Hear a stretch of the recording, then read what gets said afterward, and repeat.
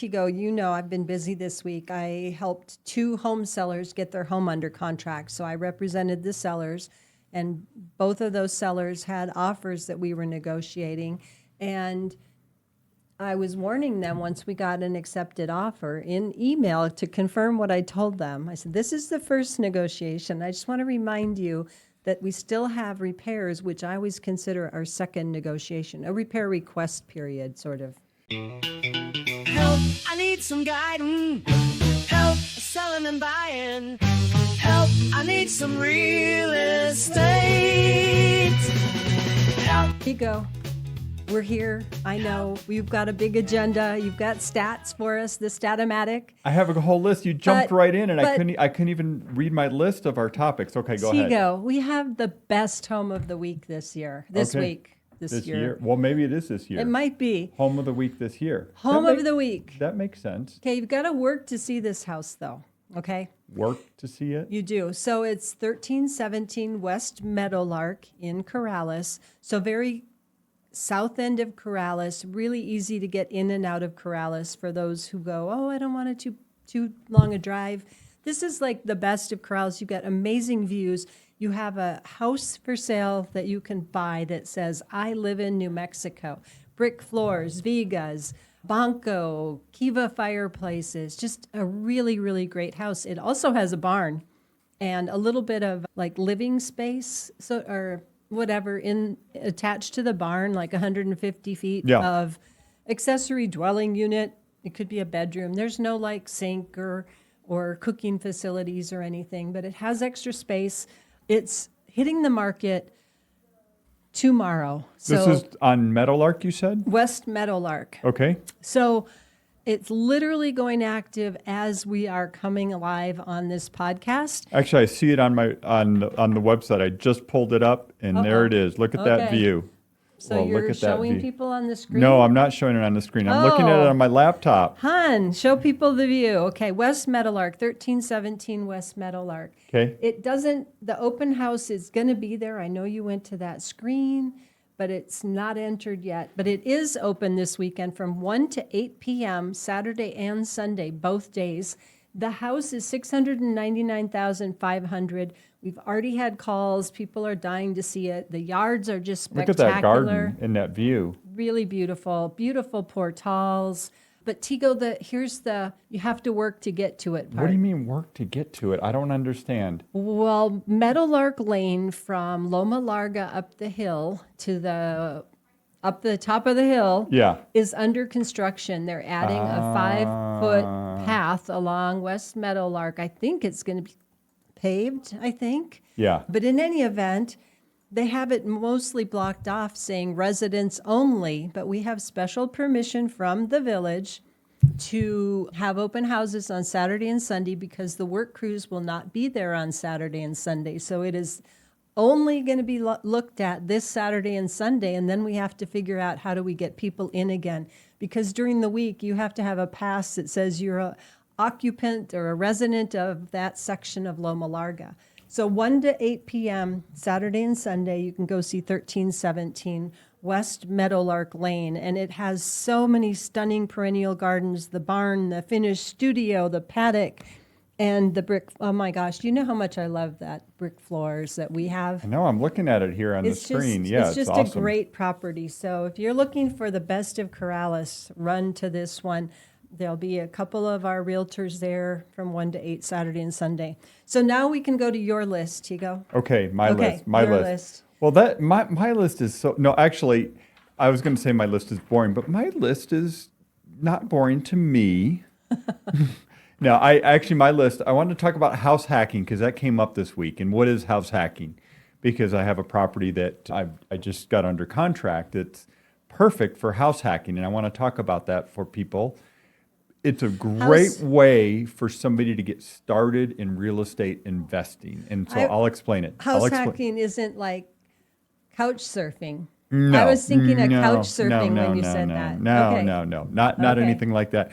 And then we want to actually do kind of a deep dive on the inspection process and what home buyers need to know about the home inspection process in New Mexico, because there are some specific rules and regulations, and we can go into that and just really want to educate buyers on that process if they're going through the home inspection process.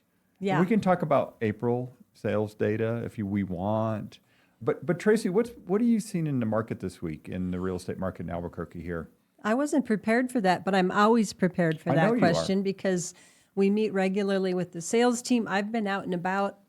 What we've noticed in the market is not as many buyers have been out looking. And I am thinking that's because we're at the end of the school year. There's been a lot of graduations, people with finals, kind of the end of the year kind of busyness, which gets people from their goal of finding that new house. So I think, showings are down. However, some of the houses we represent as listed for sale, we've had some of them get really strong offers in the past week or so. And some of those, have gone into what we call pending sale. So, there are still buyers out there for sure. There are, and I will tell you, I saw in the data, which tracks the lockbox usage, so how many times lockboxes are open, we've seen a big drop-off in activity in the last few weeks. And not sure exactly what's going on there. It's interesting. Like I was talking to a lender the other day, and they're saying, well, people are, there's plenty of people applying for mortgages. So I'm not sure what's going on out there right now. I think it's a great opportunity for buyers. It's kind of my takeaway right now. There's more inventory, more homes on the market than we've seen in a very, very long time. Interest rates are just, they are what they are. They're better than they had been. They're better than they definitely have been. But lots of choices for buyers, and it looks like not as many buyers out there looking. So again, I think it's a good opportunity for buyers that want to get in the market and get into their home. I would agree, but that's going to lead me off of your agenda again. Okay. I'm going to go to other open houses because you created a really great website, right? It's abq.re/OH. Yep. OH, like, open house, right? OH, like open open houses. house. So, and this is the page that you'll land on Yeah. on our website here. And it's very simple. It's just showing the homes that we have coming up that are open houses as part of our team. So we have timber in Bernalillo. It's $249, and the photos just came in. So if you're looking at this on our beautiful podcast on YouTube or wherever, it's showing no photo, but in 2 minutes after we finish recording this, those photos will be uploaded. It's a beautiful manufactured home on a very large lot. I think it's a 3rd acre in Bernalillo. Great opportunity, $249 for that one. It's going to be open on Saturday from 12 to 2. We have one at 6308 Scottsdale Avenue. Oh, Tego, you just refreshed the screen, and there's the beautiful photo. The photos for timber are now there, yeah. $249, 3-bedroom, 2-bath. I mean, $249, Tracy. I know, that's what I said. And you can use a loan to buy that house. Yes. 6308 Scottsdale in beautiful Ventana Ranch. Almost, it's like the very eastern edge of Ventana Ranch. It's Ventana Ranch. It's east of Unser. Yeah, it is east of Unser. 3-bed, 3-bath, 1,507 square feet, 2-story, fully remodeled, new roof, $334,500. That will be open on Sunday morning from 10 to 12. Kind of an unusual time, but we have found some people that really works for them. Yep. Doesn't impede their Sunday afternoon too much. So 10 to 12, but of course can be shown by appointment anytime. So call us if you want to go see that house. It's pretty much at the lowest price point in that part of the West Paradise Hills area. Yeah, I guess. And it's updated with new roof and lots of new things. Really beautiful. Another one, Saturday will be open from 12 to 2. It's 10516 San Marino Place Northeast, $460,000. It's almost 3,000 square feet. That one's going to be open. Northeast, so can you give the context of like where that is, or am I putting on the spot and you're not ready for that question? I know, but let me just tell you, because what I was thinking is, what's the school, right? San Marino. It's El Dorado High School, Hoover Middle School, Mitchell Elementary. It's near Wantabo and Comanche. Okay, got it. All right, so Yeah. Yep, understood. 8008 Loma Larga Road, Corrales, New Mexico for $749,900. So if you're going to go to West Meadowlark, you might as well go see Loma Larga as well, or make an appointment with us. So Loma Larga has spectacular views, and it has the most amazing gardens. It would be one that they would beg to be in a Corrales garden tour. Southwest, what's it called? Plants of the Southwest from the North Valley did all of the design, and all the plants came Oh, from wow. there. It's got a pond with fish that are very friendly. Well, they hide actually, but if you bring food out, they're very friendly. Yeah. Water lilies, just a beautiful property. Look at that photo. Yeah, you can see Well, the that gardens photo and the water was- features. Yeah. I think there's some photos that the seller had provided from when it was in full bloom, but of course now it's back in full, all its beautiful regalia. So it'd be, a great time to go see that property. One other open house, 300 Western Hills, Friday afternoon today from 4 to 6. Western Hills in Rio Rancho. It's a $320,000 house. So you want to go see that if you're looking for something in Rio Rancho. Okay. Well, Okay. wow. That was a lot Sorry. going on. So I know. a lot of choices for buyers for sure. And I'm sure there's going to be plenty of other open houses from other brokerages but definitely Yeah. go look at ours. But I would say that right now, some of the ones I've mentioned are really choice properties. There's some really great reasons to love them. So jump on it right away. Okay, Tego, Okay. let's get a stat in. I know it's probably like you're dying to tell us Well, something besides. It's interesting because I was, obviously we're in the second week of May here now. I haven't really talked about the April data because I did the interview with the folks from Kirtland last week. Right. But the April data is not that exciting in the sense that it's kind of a slow and boring real estate market, and that's not a bad thing. We don't need clickbate titles here, right? No, We- no. slow and boring is fine. Prices are up a little bit. We're seeing, just depending on who you ask and what you talk to, but basically it's 3, 4, 5%. Some median sale prices are up as high as 6%. But again, it just depends on how you slice and dice and look at the data. Point is, year-over-year price appreciation is still appreciating, just at a very moderate pace. The days on market is what I have pulled up on the screen here right now. And median days on market for all the homes that closed in April is 15 days, meaning half the homes went under contract in 2 weeks and half took longer than that. So, and again, it depends on the price point. Like on this chart here, we're looking at homes 600,000 and above. Median days on market was 21 days. Again, half more, half less. Average days is a little bit longer. Average days is 38. And the reason I bring up average, the days on market, because that's what a lot of sellers are thinking about, right, Tracy? It's like, okay, if I decide to sell, how long is it going to take? And of course, right now, we're just looking at averages. Right. And you said something earlier. You said, well, it's a choice property or it's a good property. Like, what's the definition of a good property, right?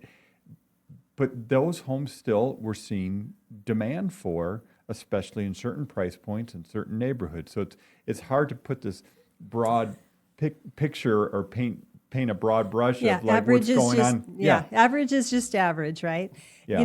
It's interesting you say what makes a choice property, and that made me want to talk about that. Of Well, course, what is you're okay? talking No, about no. stats, Actually, right? so I was in a thread. There's a national housing economist that I engage with online, and he asked what's happening in your local market, and I'm always the one that chimes in about Albuquerque, and I said something along the lines that good properties in desirable locations are still seeing multiple offers, even in some cases. Yep. And somebody said, well, what's your definition of a good home? So what's your definition of a good property? I'm so glad you asked. Okay, I baited you. It smells good. It looks good. It's clean. It's staged. It's in a choice location, and it's priced right for the condition and location, right? The 3 Ps. Price. What are the 3 Ps? You always say that. Well, it's obviously Property always price. property, which is like condition, Right. And maintenance. Has it been up? Kept up well. So yeah, that's property. And then So anyway, it's, when you walk into a house, it's a choice house almost within 10 seconds, right? It's special. It has something, right? Even if your price is $250,000, you walk into that home on Timber that we just are telling people about for $249,000 on a third of an acre in Bernalillo, you're going to know that this is a property that is going to be desirable. Right, It's on a right. bigger lot, it's in really great shape, and it's priced appropriate for the condition, and it can accept financing. It's got all the right things for the price. You walk into 1317 West Meadowlark and you go, oh my gosh, not only can I get and live my rural dream, I've got a barn, I've got extra space, I've got amazing views, I'm rural, yet I'm 5 minutes to Best Buy or Costco. I mean, it's great. It smells good, it looks good, it's clean, it's got everything you might want in a New Mexico house, but it's, the 669,500. It's not 249, but it's priced right for what it is. I think maybe it's priced on the low side of the range based on all the people calling wanting to get into it. Yeah. Well, the market will decide what the real price is. It always happens. Yes. Always happens. All right, Tracy, let's talk about this term house hacking. Okay, I'm dying to hear it. I know the term, but for some reason I got couch surfing on my mind. So Yeah, okay, got it. No, it's called house hacking. In the real estate investment world, there's a lot of these terms and stuff. So there's like BRRRR, right, which is buy, rehab, renovate. Let's see, was it buy, renovate, rent, and refinance. And repeat, right? So that's BRRRR. That's one investment strategy. This other one is called house hacking, and this comes from people that are younger that are trying to get into real estate investing, maybe don't have a whole lot of capital, want to take advantage of things like an FHA loan, which is a 3.5% down program. FHA loans are for owner-occupied only, correct? So you can't, if you're just buying an investment property, generally you need 25% down, maybe 20% down. But if you're trying to invest in a property, so house hacking is a strategy where you buy a property, multi-unit in most cases, you live in one of the units and you rent the rest. Oh, right. And so this only works for properties, at least on the FHA side, that are 4 units or less. So it could be a fourplex, a triplex, or a duplex. And again, you buy it, you live in one part of it, you use your FHA loan because you're owner occupied, but you rent the other units. Right. To help supplement your income, help supplement paying down your mortgage. And it's a great way, again, to get into real estate investing. And over a few years, you can start building up some equity, maybe even get some cash flow out of the rent, just depending on how the number work. And it gets your foot in the door to ownership and investing in real estate. So that's what house hacking is. I had a property that I listed here a few weeks ago it was only a week. It was a fourplex. You put it on the market like Monday, I think. Yeah, and today's had Friday. Lots of activity. It was a fourplex. It was a desirable part of town. It was a good fourplex. There's a lot of fourplexes on the market in Albuquerque, not necessarily the greatest areas. So in certain areas of town, there's quite a few available to purchase that aren't moving. But this was in a great area, and it just met the need of somebody that was doing kind of this house hacking strategy for sure. So that's what that's all about. That's great. Yeah.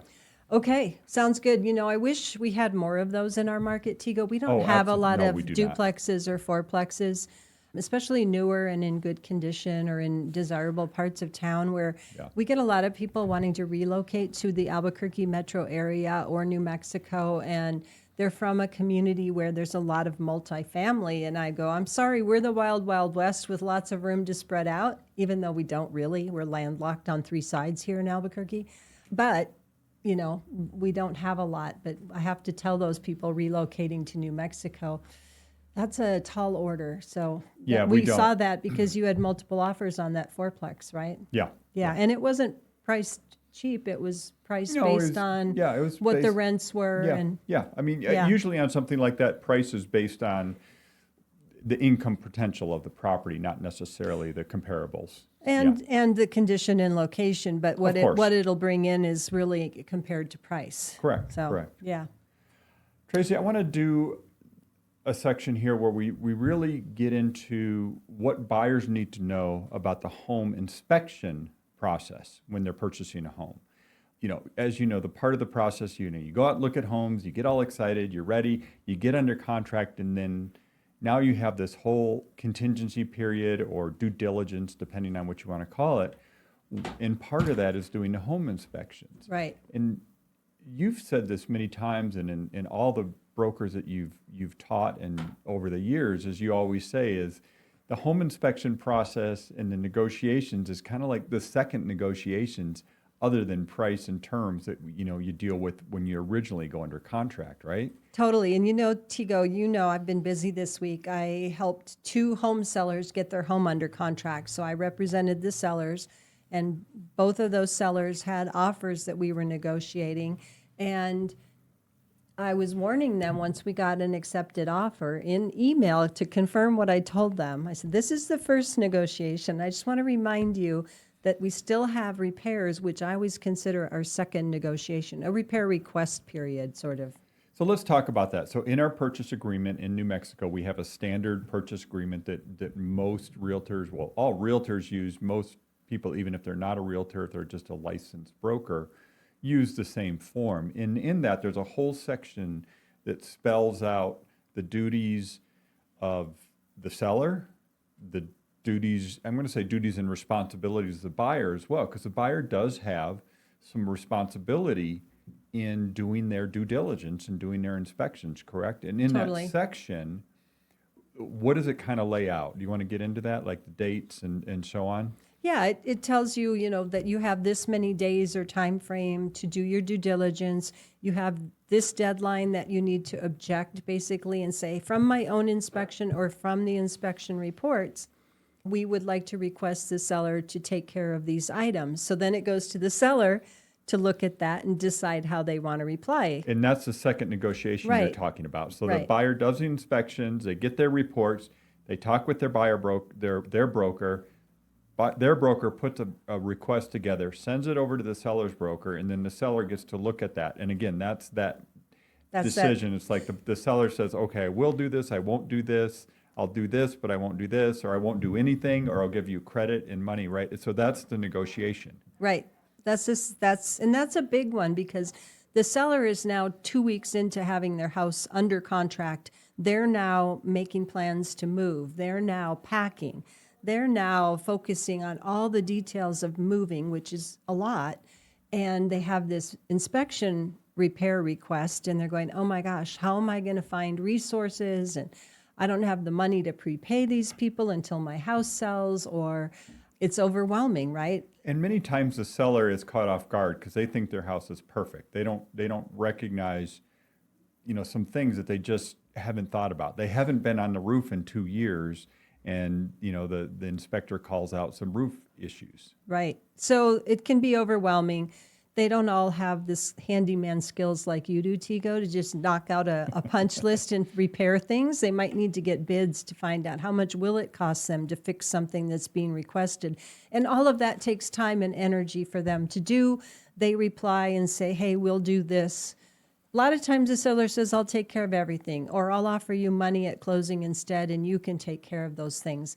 It's a negotiation, and we get to agreement, and we put that agreement to paper, and then we move on and work our way till closing. However, if the buyer gets all those inspections and they go, you know what, I'm not quite up to this house. I don't think I want to buy this house. I'm concerned, right? They have the opportunity to say, never mind, I'm not going to buy your house. And they can choose to terminate the contract. And that's one of the terms in this section in our purchase agreement. And again, if you're a buyer or a seller, you should be making sure you understand that. Ask your realtor what this means and how that process works. Yeah. It's really important. Okay, so we went into the details on that, but let's just talk to buyers right now, okay? Why do home inspections matter? Well, Right. I think for buyers, it's important to assess what you're getting into, right? What's going on with the house. Even if all you're doing is understanding the mechanicals, where's the shutoff valve for the water if there's a leak so you know where the master shutoff is? Where are your cleanouts for your sewer line? And how do I change the filters in my furnace?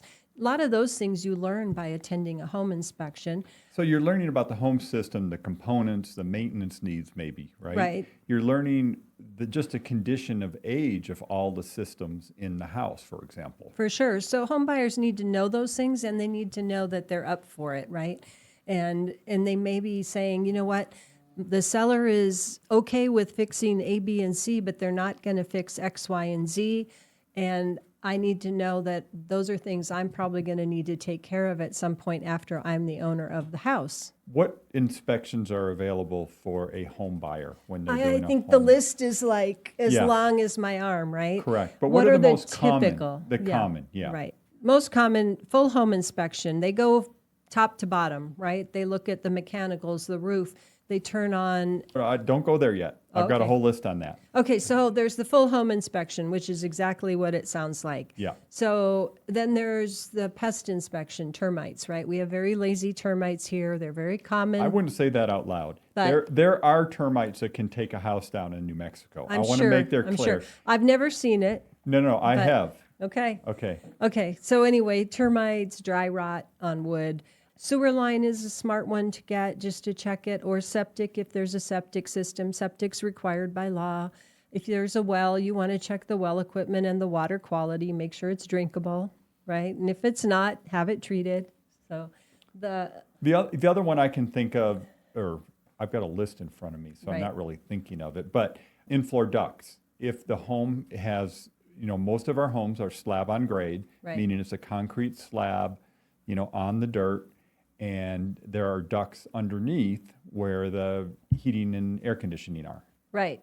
So if there are in-floor ducts, you want to get them checked with a camera scope. Yep. But those are the main ones, right? But the number of other inspections, you can go on and on and on. You've got radon, you've got Here, I got it. Radon, structural engineering, in-floor radiant heat, pools, hot tub, spa, if you've got that.